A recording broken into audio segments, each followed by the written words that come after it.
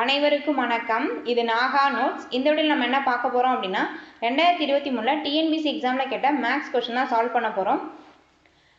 2023 கேட்ட maths question எல்லாத்தையுமே cut பண்ணி பிடிஎஃபாக ரெடி பண்ணியிருக்கேன். அந்த பிடிஎஃப் லிங்க் வந்து நான் டிஸ்கிரிப்ஷனில் கொடுத்துருக்கேன், வேணுங்கிறவங்க டவுன்லோட் பண்ணிக்கோங்க.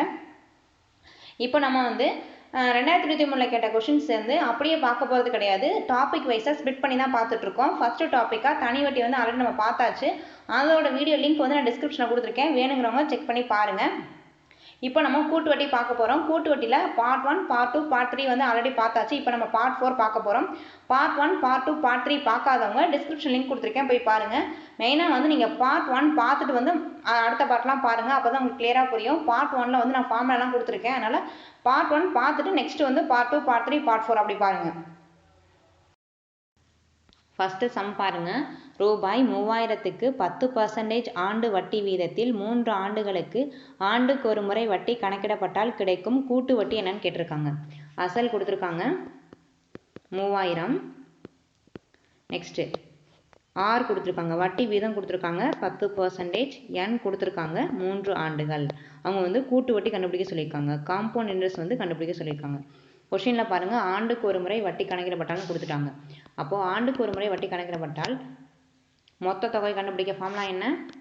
P of 1 plus R divided by 100 whole power n. A is equal to அசல் எவ்வளோ 3000,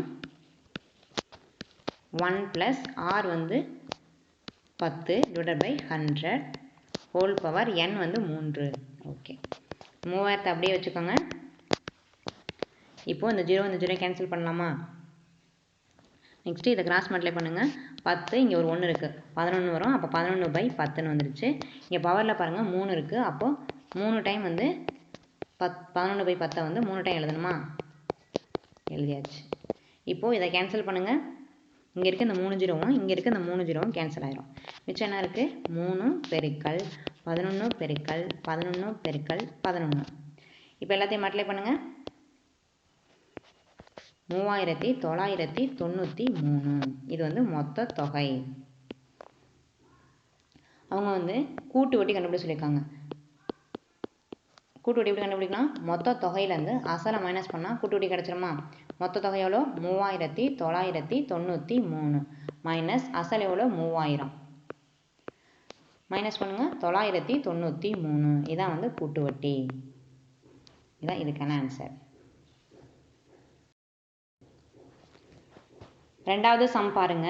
அரையாண்டிற்கு ஒரு முறை வட்டி கணக்கிடப்பட்டால் ரூபாய் 1200க்கு ஆண்டு ஒன்றுக்கு 10% வட்டி வீதம் ஓராண்டுக்கு தனி வட்டிக்கும் கூட்டு வட்டிக்கும் இடையே உள்ள வித்தியாசம் என்னன்னு கேட்டிருக்காங்க. கொஷின் பாருங்க. அரையாண்டுக்கு ஒரு முறை வட்டி கணக்கிடப்பட்டால்னு சொல்லிட்டாங்க. இங்கே தனி வட்டிக்கும் கூட்டு வட்டிக்கும் இடையே உள்ள வித்தியாசம் கேட்டிருக்காங்க. இதே மாதிரி சம் இதுக்கு முன்னாடி உள்ள பார்ட்டில் பார்த்தோம். அதே மாதிரி இந்த சம்மும் சால்வ் பண்ணணும். அரையாண்டுக்கு ஒரு முறை வட்டி கணக்கிடப்படும் போது தனி வட்டிக்கும் கூட்டு வட்டிக்கும் இடையே உள்ள வித்தியாசம் கண்டுபிடிக்கிறதுக்கான ஃபார்முலா என்ன? வித்தியாசம் equal to P of R divided by 200 whole power 2n.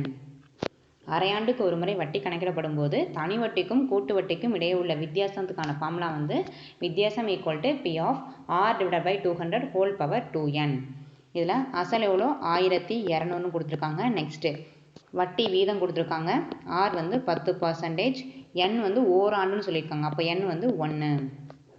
இப்போ இதெல்லாத்தையும் இதை சப்ஸ்டியூட் பண்ணுங்கள். வித்தியாசம் ஈக்குவல் டு அசல் 1200 பெருக்கல் R 10 divide by 200 whole power 2 into N 1. இப்போ கேன்சல் பண்ணலாமா? இந்த 0 கேன்சல் ஆயிடுச்சு. அப்போது 1200 இன்ட்டு 1/20 வரும். இங்கே பவரில் பாருங்கள் 2 இருக்குது. அப்போது 2 டைம் 1/20 போடுற மாதிரி இருக்கும். 2 டைம் எழுதியாச்சு. இப்போ கேன்சல் பண்ணுங்கள். இங்கே இருக்க 2 0வும் இங்கே இருக்க 2 0வும் கேன்சல் ஆகிடுச்சு. நெக்ஸ்ட்டு 4 2 6 2 12. நெக்ஸ்ட்டு 4 2 3 2 6. அப்போ வித்தியாசம் ஈக்குவல் டு 3. வித்தியாசம் 3. இதுதான் இதுக்கான ஆன்சர். மூணாவது சம் பாருங்க. எத்தனை ஆண்டுகளில் ரூபாய் 2000க்கு 10% கூட்டு வட்டி வீதத்தில் கிடைக்கும் தொகை ரூபாய் 2420 ஆகும்னு கேட்டிருக்காங்க. எத்தனை ஆண்டுகள் கொடுத்துருக்காங்க? ஏன்னு தெரியாது, நம்ம தான் கண்டுபிடிக்கணும். நெக்ஸ்ட்டு அசல் கொடுத்துருக்காங்க 2000. அதுக்கடுத்து கூட்டு வட்டி வீதம் கொடுத்துருக்காங்க ஆர் கொடுத்துருக்காங்க 10%. நெக்ஸ்ட்டு மொத்த தொகை கொடுத்துருக்காங்க 2420. கொஷினில் பாருங்கள், ஆண்டுக்கு ஒரு முறை இல்லைனா அரையாண்டுக்கு ஒரு முறைன்னு எதுவுமே கொடுக்கல அப்படின்னா ஆண்டுக்கு ஒரு முறைன்னு எடுத்துக்கணும். அப்போ ஆண்டுக்கு ஒரு முறை வட்டி கணக்கிடப்படும் போது மொத்த தொகை கண்டுபிடிக்க ஃபார்முலா என்ன? P of 1 plus R divided by 100 whole power n.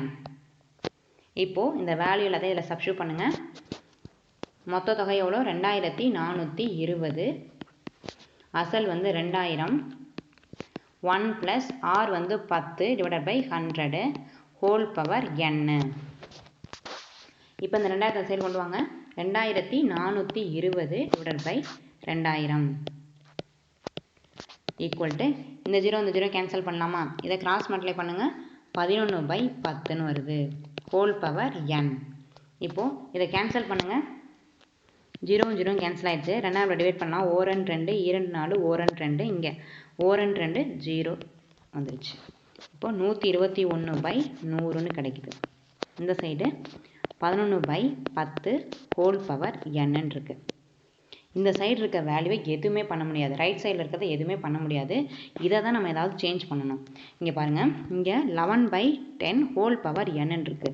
இதே மாதிரி இந்த சைடு இருக்கிறத மாற்றி எழுதணும். மாற்றி எழுதினா தான் நம்மளால் கேன்சல் பண்ண முடியும். இந்த சைடு 11 இருக்கா, அப்போது இந்த சைடும் 11 ஸ்கொயரோ கியூப்போ ஏதோ ஒன்று வரப்போகுதுன்னு அர்த்தம். 11 ஸ்கொயர் பண்ண என்ன வரும்?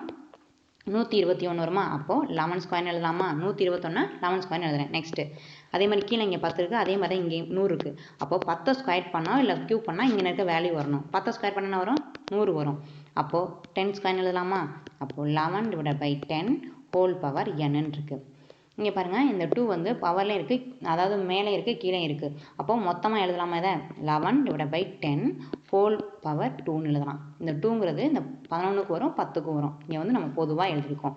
Equal to 11/10 whole power n. Next இப்போ பாருங்கள், இந்த இடத்துல நம்ம ஒரு ஃபார்முலா யூஸ் பண்ண போகிறோம். a power m equal to a power n. இந்த ஃபார்முலா வந்து சிம்பிளிஃபிகேஷனில் படிச்சிருப்போம்.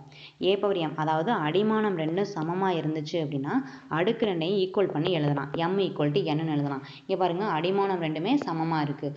அப்போ இந்த அடுக்கு 2ஐ ஈக்குவல் பண்ணி எழுதலாமா? அப்போ n ஈக்குவல் டு 2ன்னு வந்துச்சு. இதான் வந்து இதுக்கான ஆன்சர்.